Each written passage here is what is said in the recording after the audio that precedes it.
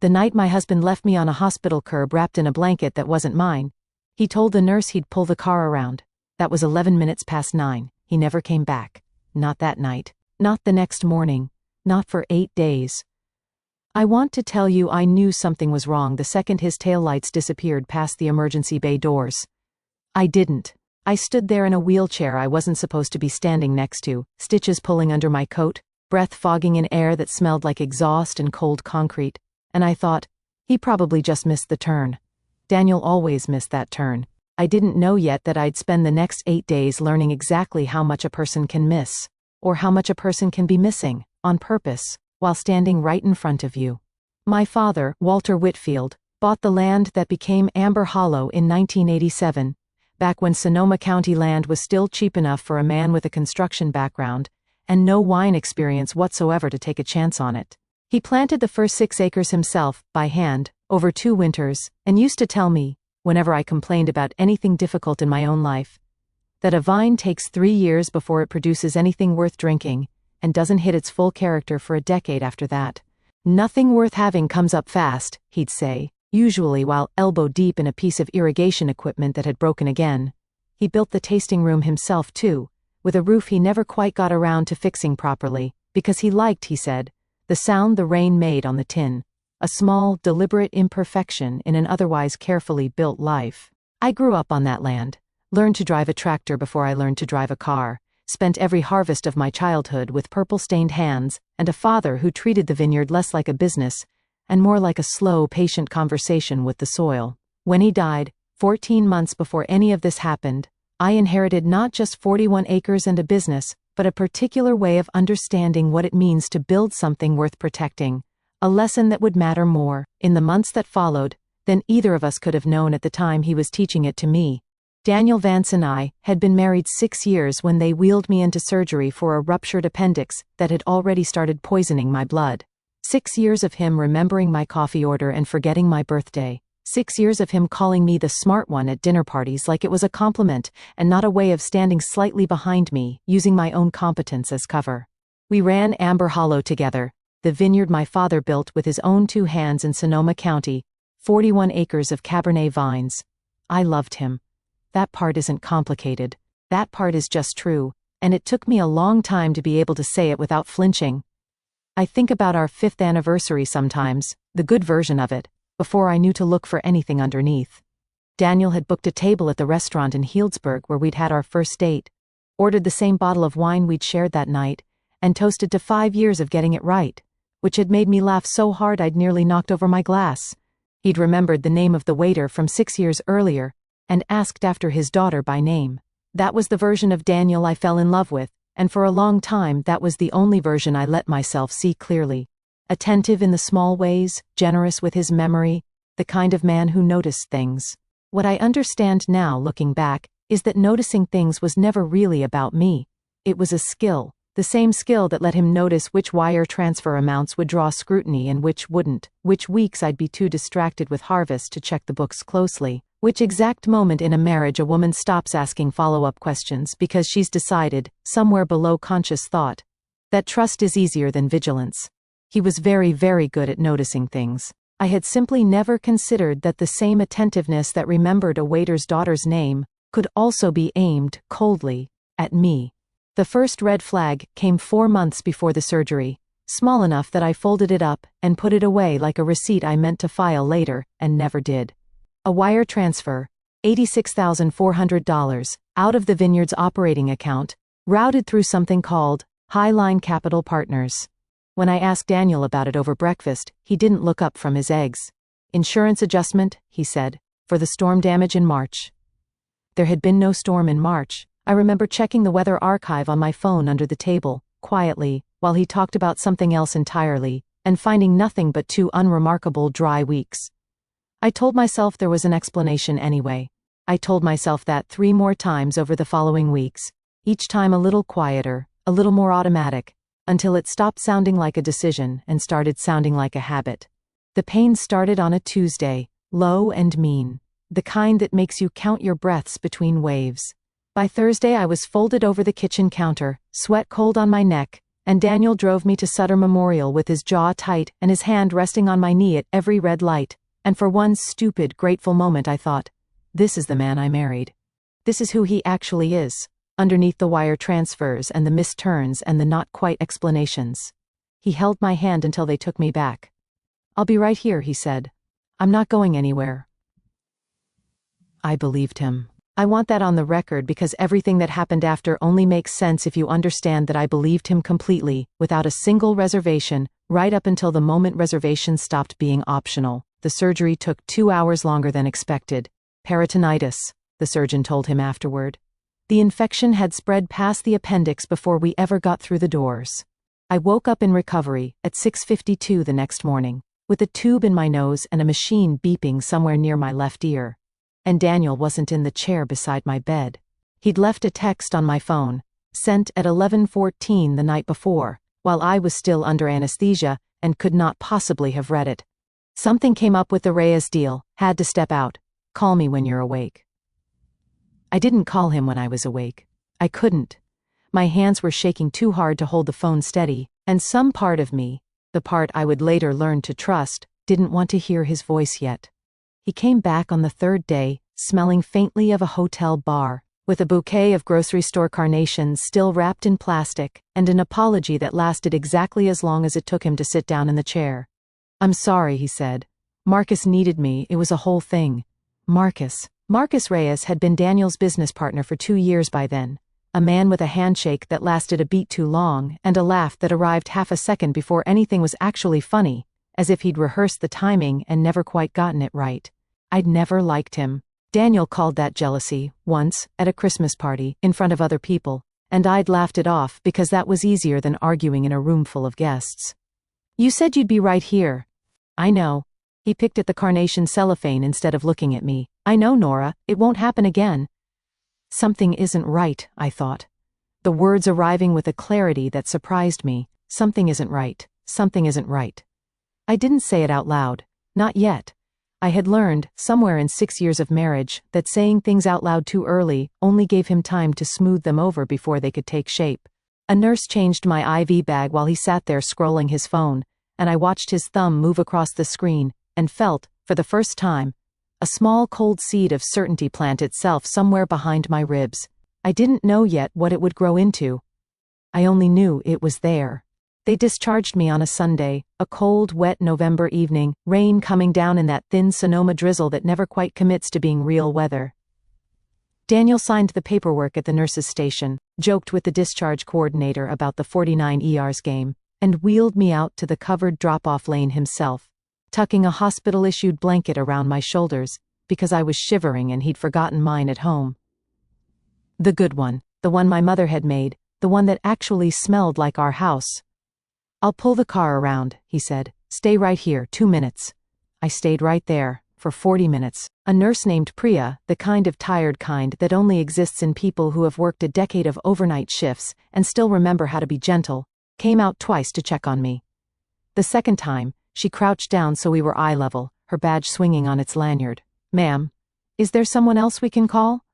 I told her no, he's coming. He probably got caught in the parking structure, and I believed it. Mostly, right up until the moment I called his cell phone for the 4th time, and it rang through, cheerful and unbothered, to his voicemail. You've reached Daniel, leave a message. I called Daniel's cell 14 times that night, standing in the drop-off lane in a blanket that wasn't mine, until my thumb had memorized the shape of his contact photo without needing to look. It rang through to voicemail every single time, until finally, on the 15th try, it didn't ring at all. It went straight to voicemail. He'd turned off his phone. I called a cab with the $11 in cash I found folded in my coat pocket, and rode home in a stranger's Corolla with the heat blasting and my incision burning with every pothole on the county road. The driver, an older man named Gus, who talked about his granddaughter's soccer tournament the entire drive, asked me twice if I was okay, and twice I told him I was fine, because some habits don't wait for the truth to catch up. The porch light was off. My key didn't work in the front door. Not because it was broken, but because the deadbolt itself had been changed. The brass still bright and unscratched, a lock I had never seen before in my life. I stood on my own porch, in the rain, with 8 days' worth of pain medication in a paper bag going soft against my leg, and I didn't cry. I want to be honest with you about that. I didn't cry. I got very, very calm, the way you do when your body decides panic is a luxury it cannot afford right now. I called the one person who might have a spare key, because I hadn't yet learned to distrust everyone in my life at once. That would come later, in layers, like everything else that week. Rosa Delgado had been our housekeeper for 11 months by then, though housekeeper undersold, in ways I would not fully understand for 6 more days, what she actually did around that property. She managed the tasting room schedule when our part-time coordinator was out, ran interference with our distributor in Petaluma when shipments got tangled, and kept a small green notebook in the front pocket of her apron that I'd once caught her writing in at odd hours. Late at night, early before the sun was up, dates and numbers that had nothing to do with laundry or grocery lists. I didn't think about that notebook again for 6 more days. I had other things to think about, standing on a porch in the rain with a paper bag of prescriptions going soft against my leg. Rosa answered on the second ring. "Mrs. Vance, it's after 10. Is everything—" "The locks are changed," I said. My voice came out steadier than I felt, which surprised me even as I said it. "Daniel isn't answering his phone. I just got out of the hospital and I'm standing on my own porch in the rain." There was a pause on the line, a held breath, a shape I would only understand much later. "I'll be there in 15 minutes, Rosa said. "Don't call anyone else yet. Don't call anyone else yet." At the time I heard it as concern, as a friend telling me to breathe before I did anything rash. It would be 6 more days before I understood it as an instruction from someone already 3 steps ahead of me on a path I hadn't known I was walking. Rosa let me into my own house with a key I hadn't given her, and didn't explain how she'd gotten it, because by then the incision on my abdomen was screaming, and the only thing I wanted in the world was my own bed.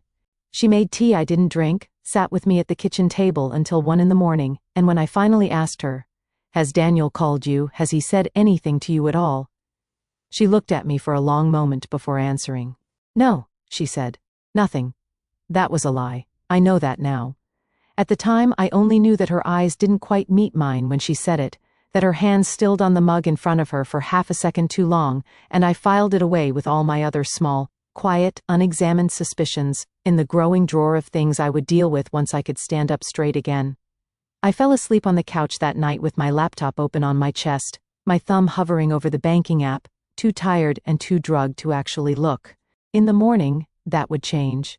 I called my college roommate Mia around noon that first full day home, mostly because I needed to hear a voice that had known me before any of this, before Daniel, before Amber Hollow even, back when we were 21 and splitting rent on an apartment above a laundromat in Davis. Mia had moved to Portland years earlier, taught high school biology, sent a Christmas card every year with a photo of her increasingly enormous dog.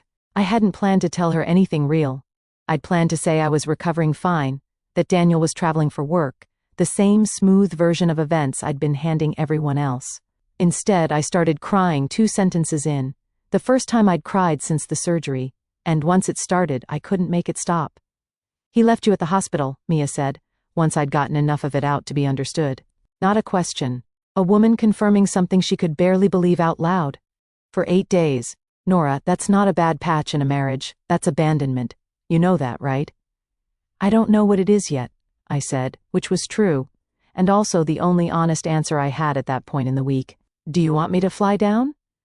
I told her not yet, that I needed to figure some things out first, and she didn't push, though she made me promise to call every single day until she said otherwise, a promise I mostly kept over the following week, squeezing in brief, careful calls between Kessler's spreadsheets and Rosa's notebook, giving Mia a version of the truth that grew a little more complete with each passing day, until by day 9 she knew almost everything, and her fury on my behalf, clean, uncomplicated, entirely on my side, became one of the steadiest things I had to hold on to. "You are the strongest person I have ever known," she told me on day 10, the night before the arrests.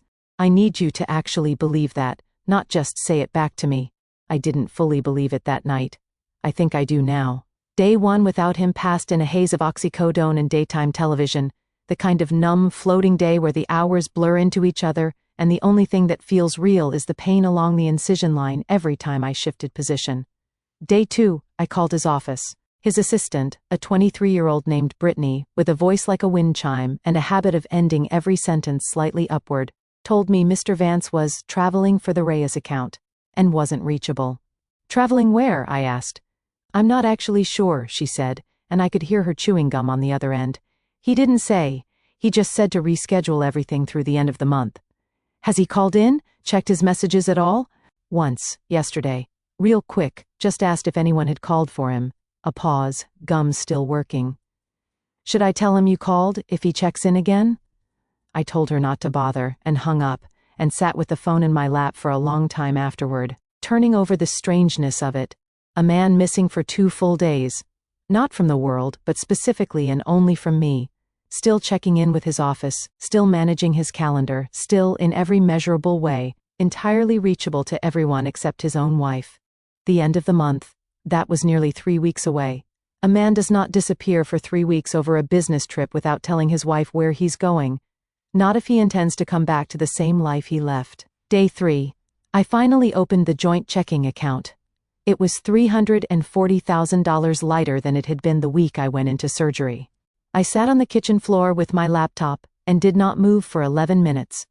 I remember the number because I watched the clock on the microwave the entire time, the green digits ticking forward, 447, 448, 458, as if watching them change would somehow make the number in my banking app change back to what it should have been. It didn't. That was the last night everything felt survivable in a normal way. After that, it stopped feeling like a marriage falling apart and started feeling like something else entirely. Something with edges, something with a shape I hadn't seen yet but could already feel pressing against the walls of my life. Day 4 began with something smaller, something I almost missed entirely. I was going through the mail Rosa had collected while I was in the hospital, mostly catalogs and a late notice for a magazine subscription, when I found an envelope from a storage facility in Rohnert Park, a monthly billing statement for a unit I had never rented and had never heard of, addressed to Daniel alone. The unit had been opened 5 months earlier. The monthly fee was auto-drafted from an account I didn't recognize, which meant it wasn't even coming out of anything I could trace through our shared finances. I sat with that envelope for a long time before I did anything about it. A storage unit is such a small, mundane thing. Everyone has junk somewhere, old furniture, holiday decorations, the detritus of a life too full to fit inside a house. I told myself it was nothing 3 separate times that morning. The same way I'd told myself the Highline transfer was nothing, months earlier, over eggs at the breakfast table. The 3rd time I told myself that, I recognized the shape of what I was doing, and stopped. I didn't go to the storage unit myself. Rosa did, 2 days later, with a photograph of the receipt, and a story about a missing key that got her exactly as far as the front office, and no further. Storage facilities, it turns out, do not open units for people who aren't on the lease, however good the story. But she came back with something almost as useful, security footage timestamps the manager mentioned in passing, showing the unit had been accessed 4 times in the past 2 months. Always late at night, always for less than 20 minutes at a stretch. He's not storing furniture in 20 minutes, Rosa said. He's storing something he needs to check on. Or move. That storage unit would matter enormously 2 weeks later, once the FBI's warrant finally opened it and found, among other things, a go bag with $11,000 in cash, a second set of identification documents that hadn't yet been finished, and a folder of printed real estate listings for 3 different towns along the Baja coast. It also held 2 round-trip plane tickets, purchased under the second identification, departing from a private airfield in Sonoma. Both tickets were in the same itinerary. Only one of the 2 names on it was Daniel's. The second name belonged to a woman named Vanessa Cho, a marketing consultant Marcus Reyes had introduced to Daniel 18 months earlier under the pretense of a partnership opportunity for the vineyard's rebranding. A project that, like the expansion fund pitched to Harold Voss, had never actually existed beyond a folder of mood boards Daniel had shown me once, briefly at the kitchen table, describing it as just an idea we're kicking around. I met Vanessa Cho exactly once, at a company holiday party 14 months earlier, and remembered thinking she laughed a beat too early at things, the same unsettling half-second Marcus did, as though the 3 of them had all learned timing from the same broken clock. I want to say the affair mattered more to me than the money, and some days that's true, and other days it isn't, and I've stopped trying to rank my own grief into a tidy hierarchy. What I can say is that discovering it didn't feel like the deepest betrayal of that week. It felt, oddly, like the smallest one. A single thread in a much larger tapestry that had already been pulled apart thread by thread for 10 straight days. By the time Rosa told me about the second name on the ticket, I had already learned my husband had structured a woman's death for profit on paper. An affair, by comparison, felt almost quaint. But on day 4, all I had was an unpaid billing statement and a small cold seed of certainty that had already, without my permission, started to grow into something I could no longer talk myself out of.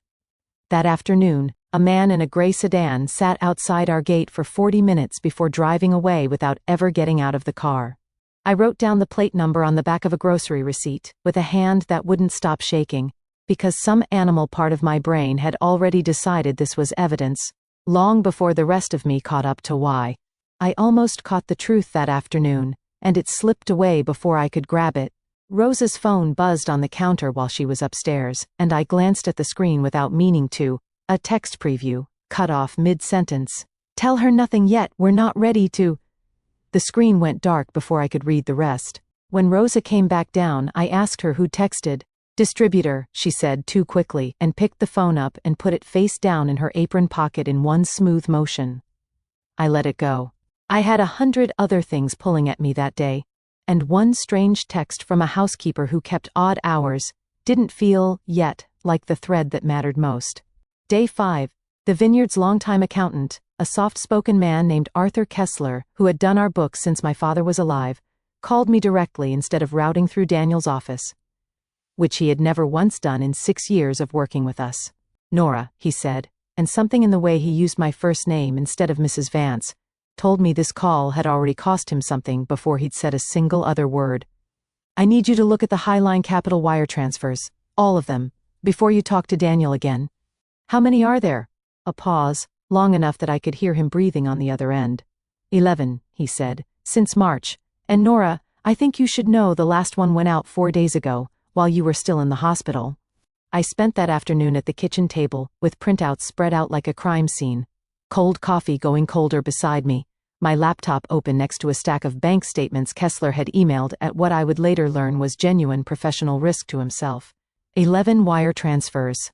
$86,400, $112,000, $47,500.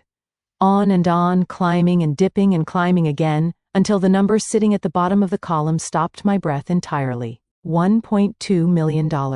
Kessler drove out himself that evening, unwilling to trust any of it to email a second time, and sat with me at the kitchen table going through each transfer line by line, his reading glasses pushed low on his nose, a habit I recognized because Thomas had the same one. He'd worked with my father for 18 years before Daniel ever entered the picture, and there was something in the careful, apologetic way he laid the numbers out that told me this was costing him more than professional discomfort. "The first transfer went out 6 weeks after your father's funeral," he said quietly. I flagged it then. Small enough to explain away, vineyard equipment, I was told. I didn't push. I should have pushed. "You couldn't have known. I've done these books for 18 years, Nora. I should have known the moment the explanations stopped matching the invoices." He tapped the second column, where a matching purchase order should have been, and wasn't. "There's no equipment, there's no invoice, there's just a number that moves money out of an account with your name on it, and into one with your husband's fingerprints all over the paperwork. If you know where to look." He showed me something else that night, something that made the floor tilt a second time in the same week. 2 weeks before my surgery, before either of us had known an appendix was even a concern, Daniel had contacted our insurance broker about reviewing our coverage, a call Kessler only knew about because the broker's office had, out of habit, copied the vineyard's general accounting email on the follow-up paperwork. "He was already planning this before you got sick," Kessler said. "The surgery didn't create the opportunity, Nora. He was already building toward something. The surgery just moved up the timeline." I sat with that for a long time after Kessler left, the porch light clicking on automatically at dusk, the vineyard rows going dark and quiet outside the window the way they had 1,000 ordinary evenings before. And during a crisis. It is another thing entirely to learn the crisis wasn't even the reason. It was only ever the excuse he'd been waiting for. Highline Capital Partners, it turned out, wasn't a lender, and it wasn't even a real company in the way I understood the word. It was a shell, a Delaware LLC registered 8 months earlier, with a registered agent's address that traced, through 3 clicks on the Secretary of State's public filing database, back to a UPS store in Santa Rosa, 15 minutes from Marcus Reyes's condo. I sat very still for a long time after that, the kitchen clock ticking somewhere behind me, the vineyard rose outside the window going gray and then dark as the afternoon slid into evening. Then I did the one thing I had never once done in 6 years of marriage. I called a lawyer who wasn't ours. Thomas Ellery had been my father's attorney for 30 years before he became mine, a man with reading glasses perpetually pushed up into a shock of white hair and a habit of tapping his pen twice on the table before he said anything that actually mattered. He came to the house himself that evening, refused Rosa's tea out of some old-fashioned instinct about professional boundaries, and read through the statements without saying a single word for nearly 20 minutes, his pen tapping once, then again, then falling still altogether. "Nora," he said finally, setting the papers down with a care that felt almost ceremonial. "This isn't a marriage problem." "What is it?" He tapped his pen twice. "This is embezzlement, structured to look like operating losses, routed through a shell that exists on paper and nowhere else." He looked at me over the top of his glasses, the way he used to look at me when I was 19, and asking him something I already half knew the answer to. "And your name is on every one of these accounts, Nora, which means if this goes the way it looks like it's going, you're not just his abandoned wife. What am I then? A co-signer on a crime you didn't commit, unless we can prove clearly and completely that you didn't." I hadn't realized then that this was the last night I'd think of myself as only a victim in this story. That thought would take a few more days to fully arrive. But it started that evening, at my own kitchen table, with a lawyer tapping his pen and a truth settling into my chest like something with weight. Day 8 brought its own near catch, sharp enough that I still feel my pulse tighten remembering it. Deb had spread the Cayman Trace documents across the entire dining room table that afternoon, folders fanned out in a pattern only she fully understood, when Rosa's phone buzzed with a text from the front gate's motion sensor, an alert none of us had thought to disable, one Daniel himself had installed 2 years earlier and had, apparently, never fully stopped receiving on his own phone. "His truck," Rosa said, already moving, already sweeping folders into a banker's box with the calm efficiency of someone who had clearly rehearsed exactly this scenario in her head more than once. 2 minutes, maybe less. I remember the strange, adrenaline-bright clarity of those 2 minutes. Deb's laptop snapped shut and slid under a couch cushion, folders shoved into the box, and the box shoved into the hall closet behind winter coats, Kessler's binders stacked and covered with a folded tablecloth in a single fluid motion, the 4 of us moving in a silence that felt less like panic and more like the tightly choreographed quiet of people who understood, without needing to say it aloud, exactly what would happen if we were caught a day too early.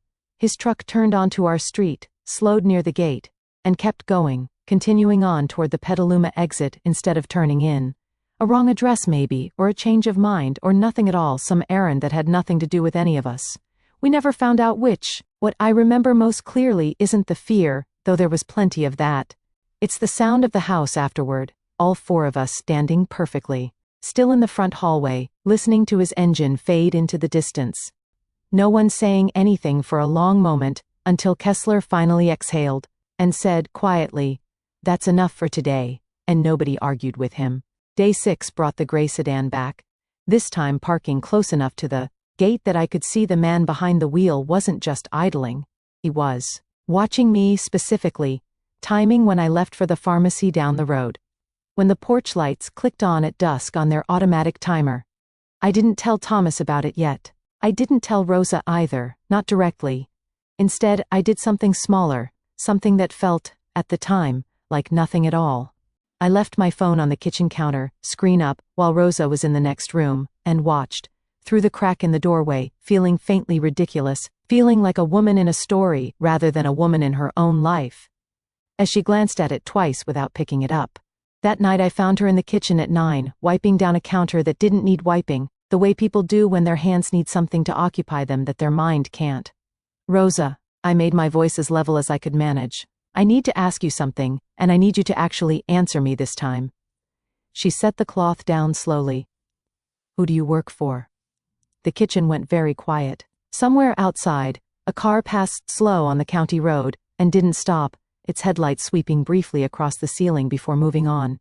"You," she said. "I work for you, Nora. I have from the beginning. Your father hired me 11 months before he died, not as a housekeeper." She reached into her apron pocket and set the small green notebook on the counter between us, its cover soft and worn at the corners from months of handling. "As a forensic investigator, he was worried about Daniel a long time before you were. I want to tell you I felt betrayed in that moment. What I actually felt was something closer to relief, the specific, dizzying relief of finally understanding why the floor had felt uneven under my feet for 11 months, without my ever being able to say exactly why. My father had died 14 months earlier, a heart attack in the vineyard's equipment shed, found by a delivery driver on a Tuesday morning with a torque wrench still in his hand. He'd left Amber Hollow to me outright in his will, but the estate paperwork had taken 9 additional months to fully settle, because Walter Whitfield had also left behind, tucked inside a sealed letter with instructions not to be opened until his attorney judged it necessary, a private investigator's retainer agreement, and a single handwritten line. "Watch the money. Watch the man. Don't tell her until she needs to know." He never told me he had doubts about Daniel, I said, and I heard my own voice crack a little on the word doubts. He told me instead. Rosa opened the green notebook to its first page, dated 15 months earlier, 3 weeks before my father died. He said if he was wrong, it would never leave this notebook, and you'd never have to know he'd doubted your husband at all. If he was right.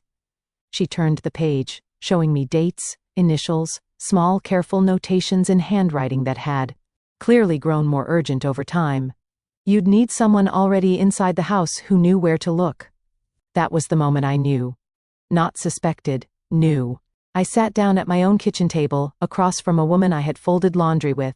A woman I had complained to about Daniel forgetting my birthday 2 years running. A woman who had brought me soup when I had the flu. And I understood for the first time, completely, that I had not been the only person in this marriage, quietly playing a role. I just hadn't realized until that moment that I was in the cast. "Show me everything," I said. "Are you sure? Once you see it, there's no going back to not knowing." "I stopped going back the day I sat outside on a curb for 40 minutes in the rain," I said. "Show me." What Rosa had assembled over 11 months was a slow, patient accumulation of small facts that only became terrifying once laid side by side. Daniel's late nights that were never actually spent at the office. She'd logged the dates against the office building's parking garage records, which she'd obtained, she admitted with a faint, tired smile, through a friend who owes me a favor. 3 meetings with Marcus Reyes at a Petaluma steakhouse called the Iron Vine that never once appeared on any shared calendar.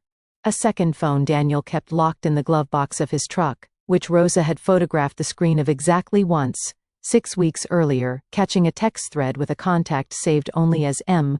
"She's going in for surgery Thursday," one message read, dated the week before my appendix ruptured, before any of us had known surgery was coming at all. Good window, nobody questions a distracted husband. I read that line 4 times before it fully landed, each reading peeling back another layer of what it meant. Not just that he'd left me, that he'd been waiting for the opportunity to leave me, had perhaps, in some way I still didn't fully want to understand, been counting on my body failing at exactly the right moment to give him cover. "There's more," Rosa said, and something careful in her voice made me brace myself before she'd even turned the page. "The Highline transfers aren't just theft, Nora. Kessler flagged something else last week, something he wasn't sure how to bring to you directly. There's a life insurance policy on you. $2 million, filed 4 months ago. You didn't sign it." I stared at her, the words taking a moment to fully resolve, the way a word can stop meaning anything if you look at it too long. "That's not possible. Insurance companies require the insured's own signature, notarized. Not if the signature's forged," she said quietly. "And not if the person filing it also happens to be your husband, listed as the sole beneficiary, on a policy underwritten through a firm that shares a registered address with Highline Capital." The room went very quiet again. I could hear the refrigerator humming, the vineyard's irrigation timer clicking on somewhere out past the window, ordinary sounds in a house that no longer felt entirely like mine. "He wasn't planning to divorce me," I said slowly, the shape of it arriving whole and cold, like something surfacing from very deep water. "He was planning for me not to be a problem anymore, one way or another." Rosa didn't answer that directly. She didn't need to. Some silences say everything a sentence would only soften. I didn't sleep at all that night. I sat in my father's old study, surrounded by the papers Rosa and I had spread across his desk, and I thought about the man asleep somewhere I couldn't picture. A hotel room, Marcus's condo, some address I had no access to. A man who had once held my hand through a chemistry final in college and now apparently held a forged signature that would have made my death a tidy, profitable event. Around 3 a.m, Rosa found me still awake and set a fresh cup of tea in front of me without a word. "Your father used to sit in this exact chair," she said, "working through numbers that didn't add up. He'd have liked to see you doing the same thing, not the circumstances, but you doing this." "He should have just told me," I said, 14 months ago, before any of it went this far. "He was trying to protect you from being wrong about someone you loved for no reason, if it turned out to be nothing." Rosa sat down across from me. "And he was trying to make sure that if it turned out to be something, you wouldn't be alone when you found out. I think he did both of those things, in his own way. Just later than either of us wished." Day 7. I stopped waiting to be found and started building a case of my own.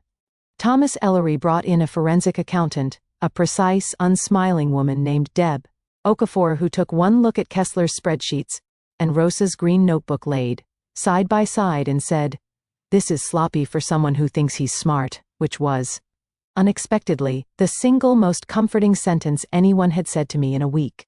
Deb worked out of our dining room for the better part of 2 days, laptop and printouts spread across the table where Daniel and I used to eat Sunday breakfast, tracing the Highline transfers to a second account, this one held in the Cayman Islands, funded almost entirely from Amber Hollow's operating capital, and, she discovered on the second afternoon, a personal loan Daniel had taken out against our house. A house that was, according to my father's original deed, in my name alone. "He took out a loan against a property he doesn't own," Deb said, tapping the screen, "using a forged co-signature. That's not sloppy, Nora, that's arrogant. He genuinely didn't think anyone was going to check. Every transfer, every wire, every forged signature. I hadn't been careless in missing it. I'd been targeted, deliberately, by a man who had learned my company's finances well enough over 6 years of marriage to know exactly which threads to pull, and had used our marriage itself as the loom on which to weave the whole thing."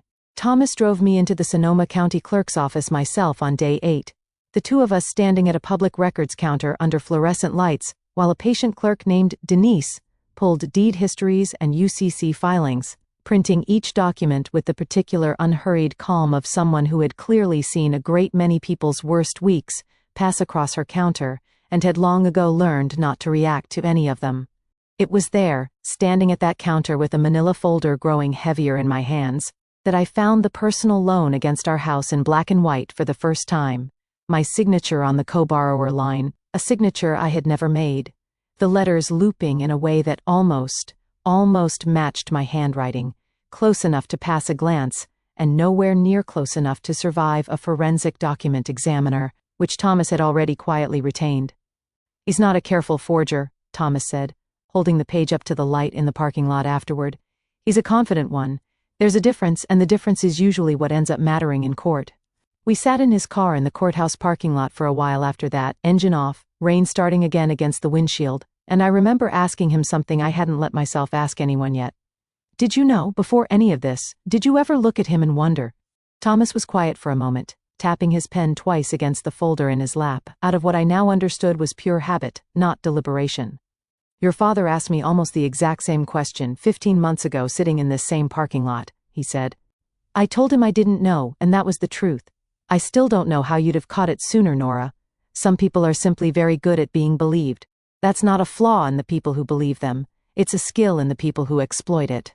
I didn't have an answer for that either, not that afternoon. I've come, slowly, to accept it as the closest thing to an answer this whole situation was ever going to offer me. We worked at the dining room table until nearly midnight that first night. Deb's laptop open beside Kessler's binders and Rosa's notebook. Cold coffee replaced twice by cold tea. The county clerk's office property records pulled up alongside the bank statements, once Deb realized the storage unit lease traced to the same registered agent as Highline. Somewhere around 11, Deb found the detail that made the whole shape of it finally snap into focus.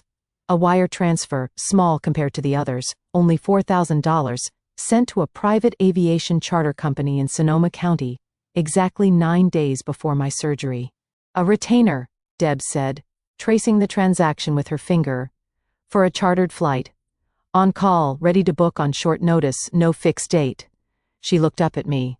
He wasn't planning to run eventually, Nora. He had an exit already paid for and waiting before he ever knew you were going into surgery. The surgery didn't create his plan. It just told him when to use it. I thought about that for a long time after Deb and Kessler finally left near midnight, the house gone quiet except for the refrigerator humming and Rosa moving softly upstairs, checking, I would later learn, that every window was locked. A man doesn't retain a private charter on a whim. A man retains a private charter because some part of him has already decided, with total clarity, that a day is coming when he needs to be somewhere else very quickly, and he does not want anything as ordinary as a commercial flight schedule standing between himself and that exit. I stopped feeling sick about it somewhere around midnight that night. I started feeling something sharper, something with an edge I hadn't known I possessed. Something that had less to do with grief and more to do with the particular, focused clarity of a person who has finally stopped asking why and started asking what happens next. I wasn't the victim in this story. I was the alibi. None of this happened while I was well, and I think that detail matters more than I gave it credit for at the time. I was 11 days out from major abdominal surgery. Still on antibiotics for an infection that had nearly killed me. Changing a dressing every morning over an incision that wept more than the surgeon liked when I went in for my follow-up appointment on day 6. I drove myself to that appointment because there was no one else to drive me, gripping the wheel with hands that still shook faintly from either the medication or the situation. I was never entirely sure which. "You're healing well physically," the surgeon said, glancing at my chart, at the dark circles under my eyes he didn't ask about. "Are you getting enough rest?"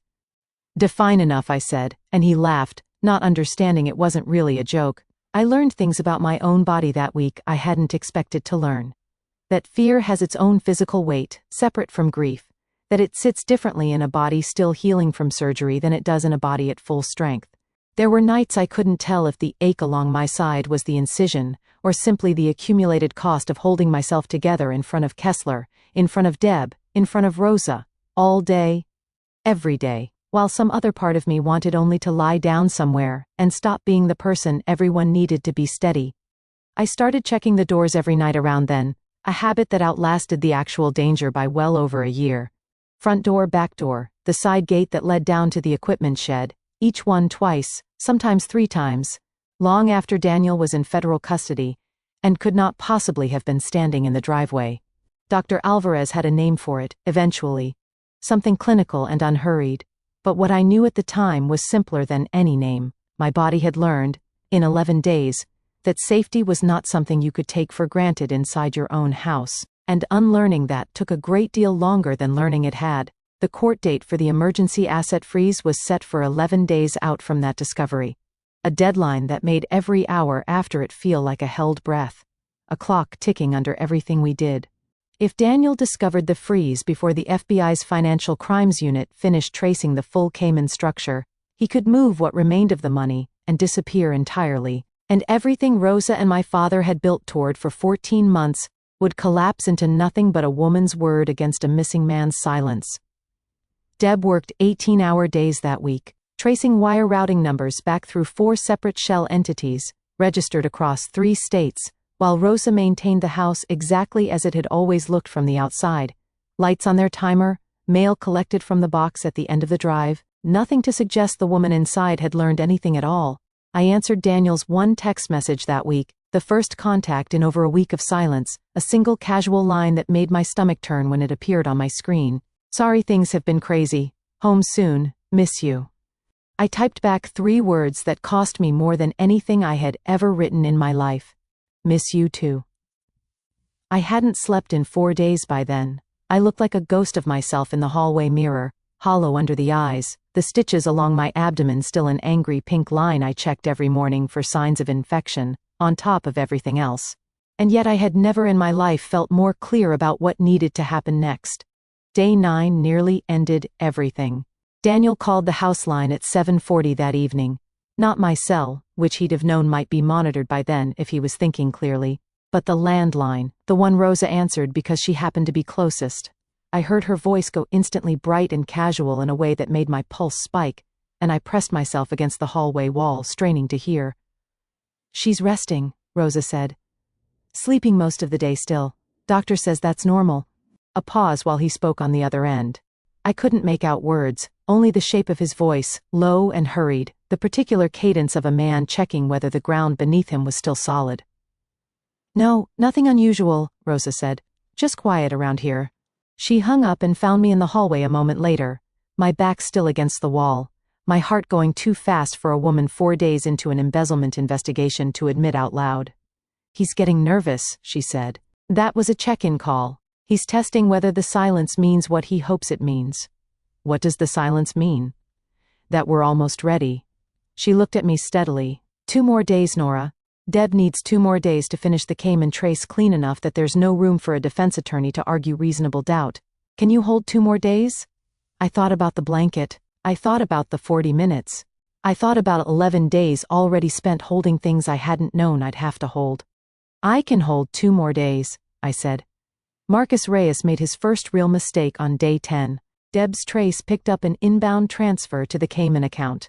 Not from Amber Hollow this time, but from a separate account belonging to an entirely different investor. A retired dentist in Petaluma named Harold Voss who, it turned out, had put $610,000 into what Marcus had personally pitched him, over 2 dinners at the Iron Vine, as a private vineyard expansion fund. There was no expansion. There had never been an expansion. There wasn't even technically a fund, just the same shell, the same laundering structure, wearing a different name for a different mark. Harold Voss's money had gone into the exact same account as mine, alongside what Deb now estimated, cross-referencing bank records across 3 states, as contributions from at least 2 additional victims she hadn't yet been able to fully identify. A total that would eventually, once the FBI's own forensic team finished its count, reach $4.7 million. I wasn't the only person Daniel and Marcus had used. I was simply the one who happened to have a key to the front door, and a housekeeper who'd been quietly counting the costs the entire time. I met Harold Voss for the first and only time before the arrests, at Thomas's insistence, in a conference room with heavy blinds and a court reporter present to document the meeting. He was 71, soft-spoken, with a tremor in his hands that he apologized for twice before we even sat down. I trusted him because he was married to you, Harold said, and I felt that land somewhere deep and unexpected. Everyone in town said Nora Whitfield's husband. That's a good man. Look what he's built with her family's land. I didn't do my own homework. I just borrowed everyone else's trust. He looked at me, eyes wet. I'm not angry at you. I want you to know that. I just wanted to say it to your face before this went any further. I didn't have words for that meeting for a long time afterward. I still think about it more than almost anything else from those 11 days. Day 11. The call came at 6:15 in the morning.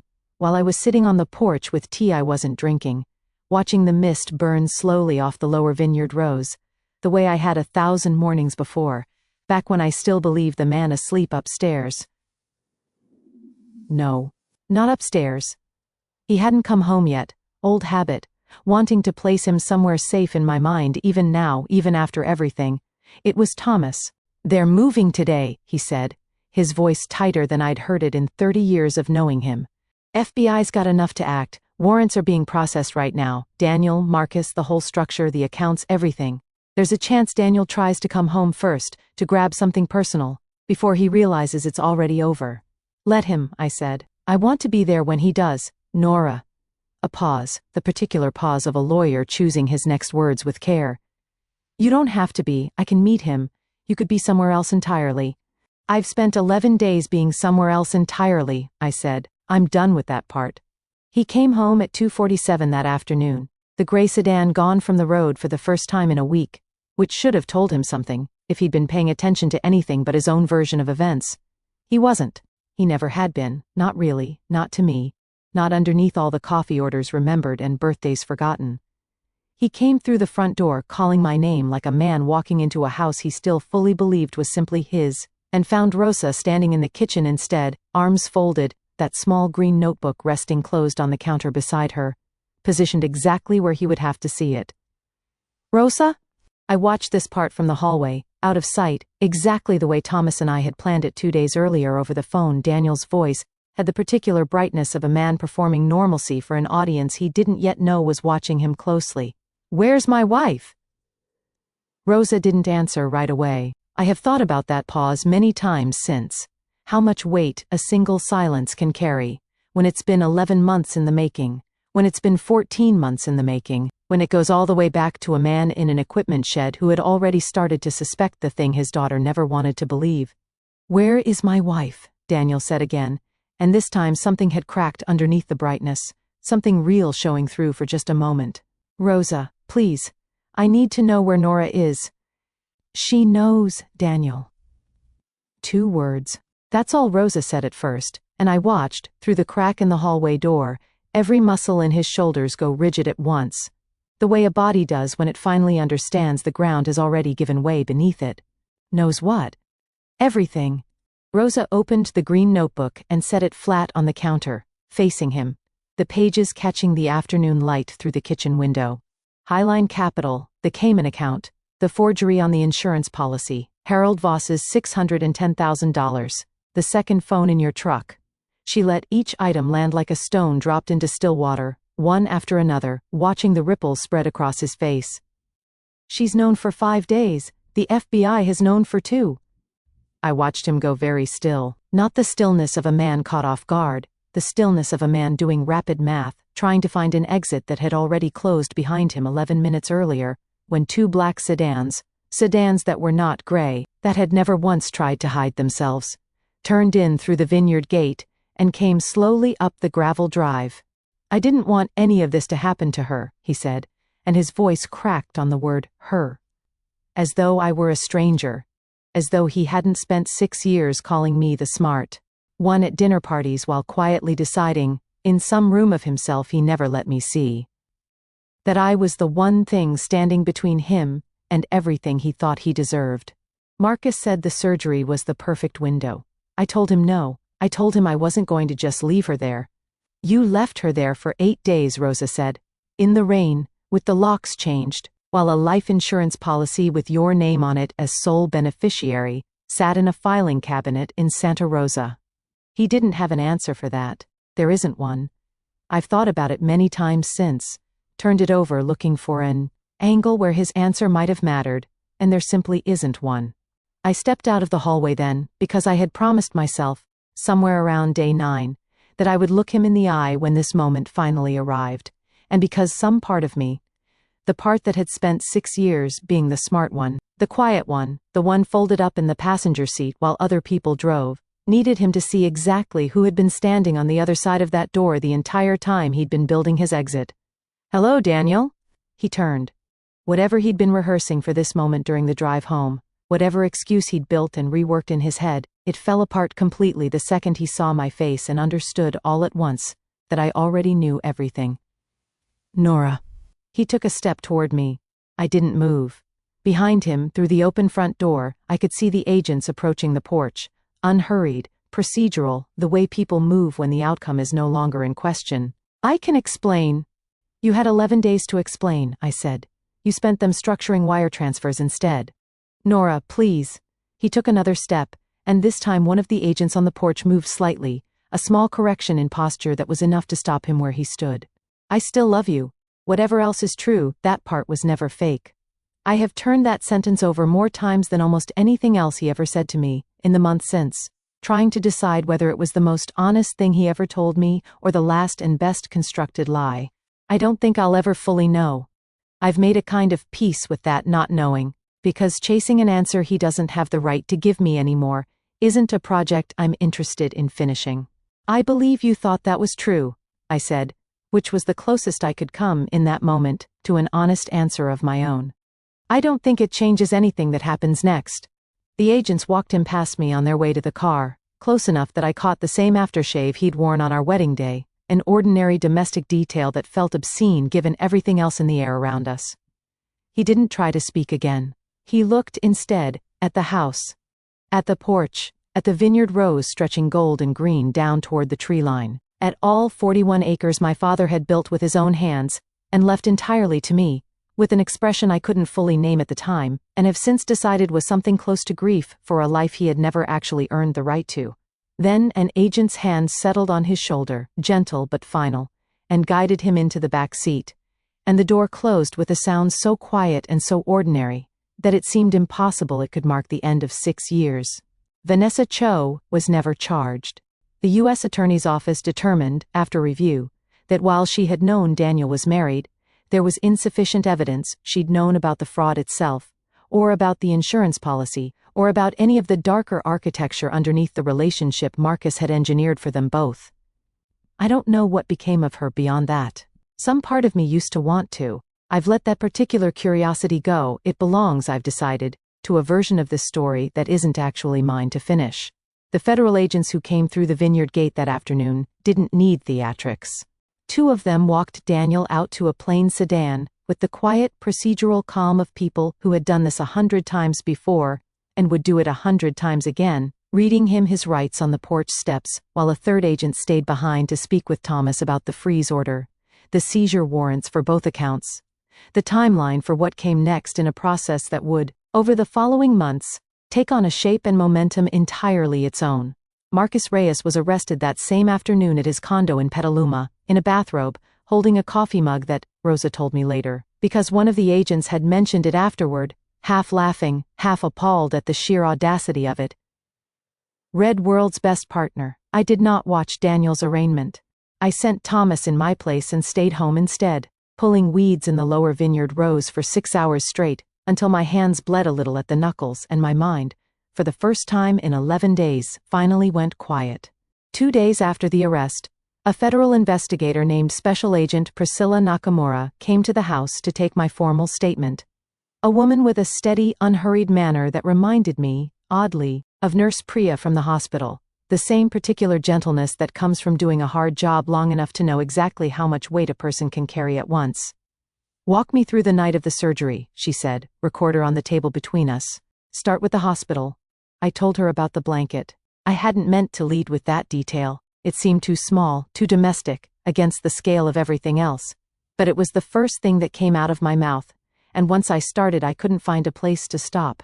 The blanket that wasn't mine, the 40 minutes, the 15 phone calls. Agent Nakamura didn't interrupt once, didn't rush me toward the financial details she presumably needed more than the texture of a hospital-issued blanket. And when I finally finished, she set her pen down and was quiet for a moment. "For what it's worth," she said, "the small details are often what juries remember most. Numbers are numbers. A woman shivering on a curb in the rain is something a jury carries out of the courtroom with them." She spent another 3 hours going through Rosa's notebook and Kessler's records with a precision that made Deb Okafor's earlier work look almost casual by comparison, cross-referencing dates against banking records the Bureau had already begun pulling independently. Before she left, she paused at the door. "You did the hard part already," she said.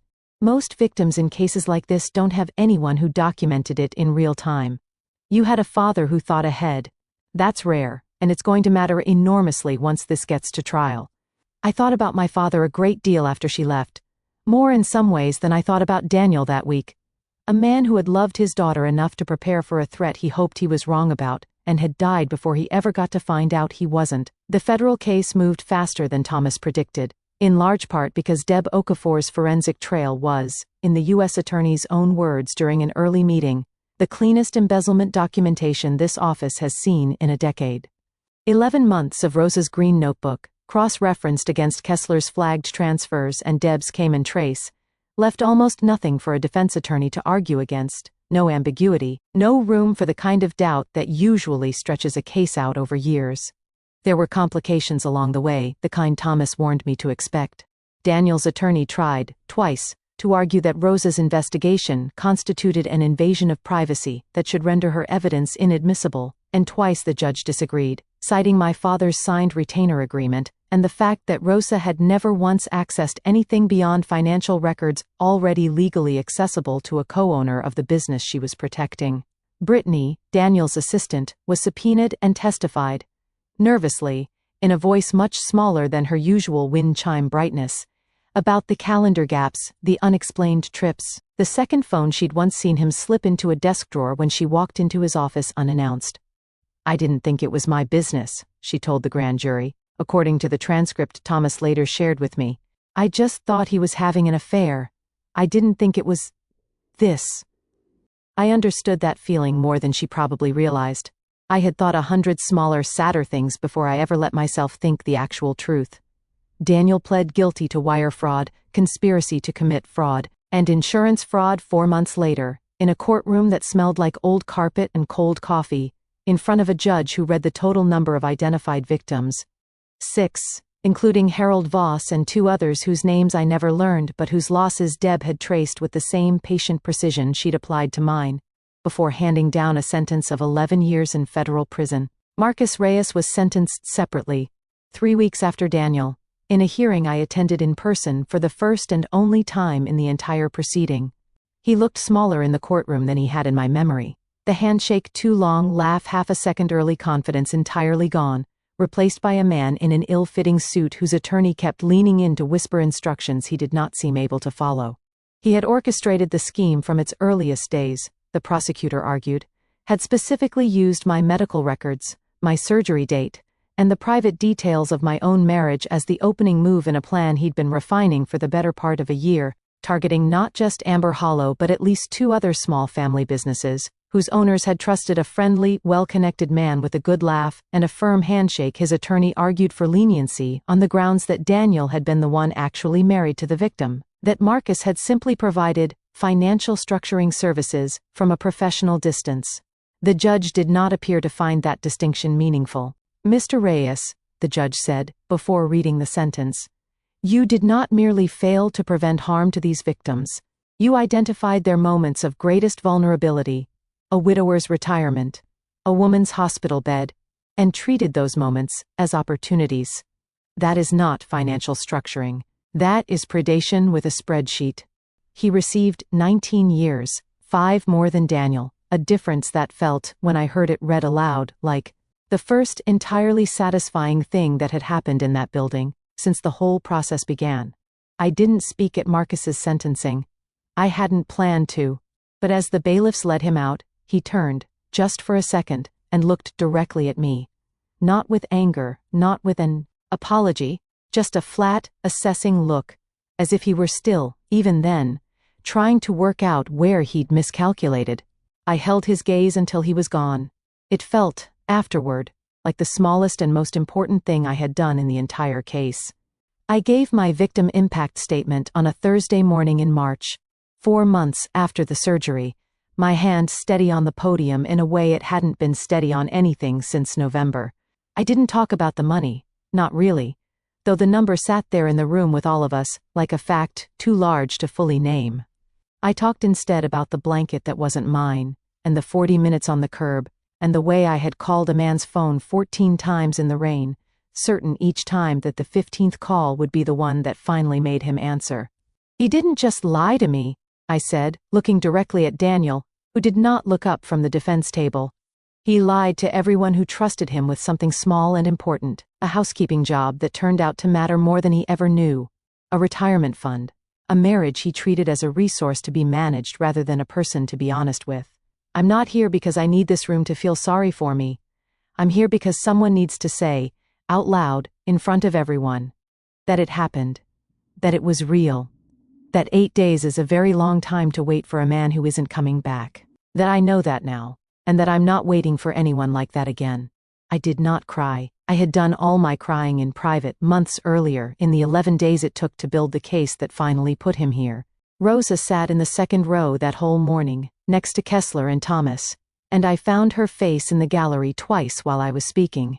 Once near the beginning, when my voice wavered slightly on the word blanket, and once at the very end, after I'd said everything I'd come to say and stepped down from the podium. Both times, she gave me the smallest, steadiest nod, the same expression she must have worn 100 times over 11 months of quiet, careful watching, and both times it did more to hold me upright than anything I'd rehearsed in the mirror the night before. Harold Voss testified after me. He was shorter than I remembered, standing at the podium in a suit that looked older than his retirement, his tremor visible even from across the room. He talked about 40 years of careful saving, about a wife who had passed 3 years earlier, and would have known better than to trust a man with a laugh that arrived half a second too early. He talked about having to explain to his daughter why the money he'd promised to help with her mortgage was gone. "I'm 71 years old," he said. "I don't have 40 more years to build that back. I have maybe 10 if I'm careful. He looked at Marcus, not Daniel. I hope you think about that every single day you have left in there. I intend to. The courtroom was very quiet after that. Even the court reporter, Thomas told me later, had stopped typing for a moment. Amber Hollow is mine now, fully mine, in the way it was always supposed to be. The way my father intended when he hired a forensic investigator disguised as a housekeeper 14 months before he died, because some part of him had already sensed the shape of what was coming and refused to leave me unarmed against it. The tasting room roof still leaks when it rains. I still haven't fixed it. Some sounds, I've decided, are worth keeping exactly as they are. Rebuilding the business took longer than the criminal case in some ways, because a courtroom has a defined end, and a company recovering from $4.7 million in fraud does not. The first 6 months after the arrests were the hardest. Vendors who'd worked with Daniel directly needed reassurance the vineyard wasn't going under. Our distributor in Petaluma required 3 separate meetings before he'd agree to keep our contract at the same terms, and I spent more hours than I can count on the phone with our bank's fraud department, untangling accounts that had been structured, deliberately, to be as confusing as possible to anyone but the person who'd built them.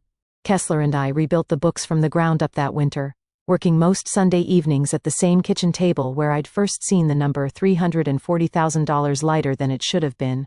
Somewhere around February, going through 8 years of records line by line, we found something neither of us expected, a small, consistent discrepancy in the tasting room's petty cash that had nothing to do with Daniel or Marcus at all, a low-level bookkeeping error from before my father died that had simply never been caught. Kessler laughed, actually laughed, the first time I'd heard him laugh in months, when he found it. After everything, he said, the universe still owed us one honest mistake instead of a theft. I'll take it. Brittany, Daniel's former assistant, reached out to me herself about 4 months after the sentencing, an email that started with 3 separate apologies before she got to the point. She'd left the firm entirely, she said, gone back to school for accounting of all things, so I never miss something like that again, she wrote, and I believed she meant it. I wrote back and told her she hadn't done anything wrong, that noticing a pattern and understanding what it means are 2 very different skills, and that I hoped accounting treated her better than the industry she'd left. I meant that too. Rosa runs operations now, officially. Her title changed on the paperwork, but her old green notebook, retired, framed, hanging in my office as a reminder I don't actually need anymore but keep anyway, never far from either of us. We don't talk about the 11 months of quiet surveillance much these days, though sometimes, late in the tasting room after the last guests have left, she'll mention some small detail from that period that still surprises me. A conversation she overheard, a document she photographed at 2 a.m. while I slept upstairs unaware. I've stopped being unsettled by those moments. Mostly I'm just grateful.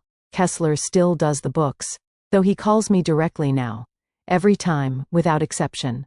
A habit neither of us has ever discussed but both of us understand. Thomas still taps his pen twice before saying anything that matters, which by now I've come to recognize as its own small kindness. A warning, always, that whatever comes next is worth sitting up straight for. Deb Okafor sent a case of wine to the office when the sentencing came down, with a note that just said, "Told you it was sloppy." I keep that note pinned above my desk. Harold Voss came by the tasting room last month, unprompted, and bought a case of the 2019 Cabernet. He didn't say much. He didn't have to. He shook my hand at the register, held it a moment longer than a handshake usually lasts, and told me the wine was good. I believed him. He's come back twice since, and the second time he brought his daughter, the one whose mortgage help had disappeared into Marcus's shell account, and introduced me simply as a friend of mine, which felt like more of an honor than almost anything said in that courtroom. The recovery wasn't clean, and I won't pretend it was. There were months where I couldn't sign my own name on a document without checking it twice, where I flinched at the sound of a car slowing near the gate, where I sat in my father's old study at 3 a.m, not because I was working, but because sleep had become a country I couldn't always find my way back into. I started seeing a therapist in Santa Rosa named Dr. Alvarez, a quiet, unhurried woman who never once told me I should be over it by now, who let me talk about the blanket and the curb and the 40 minutes for longer than I think either of us expected, across more sessions than I'd like to admit. There was a session maybe 8 months in, where Dr. Alvarez asked me a question I hadn't been ready for. Do you think you would have found out if he hadn't left you at the hospital that night? If the surgery had gone perfectly and he'd been there when you woke up? I sat with that for a long time. Eventually, I said. I think Rosa's notebook would have gotten there eventually. But I think I would have found a way to keep not knowing for a lot longer than 11 days if he'd given me the chance. What made 11 days possible then? What was different? I stopped being able to explain it away, I said. There's only so many times you can tell yourself a locked door is nothing before you have to admit you're the one who's been locked out. She wrote something down and didn't push further. And I've thought about that exchange more than almost any other single hour of therapy in the 2 years since.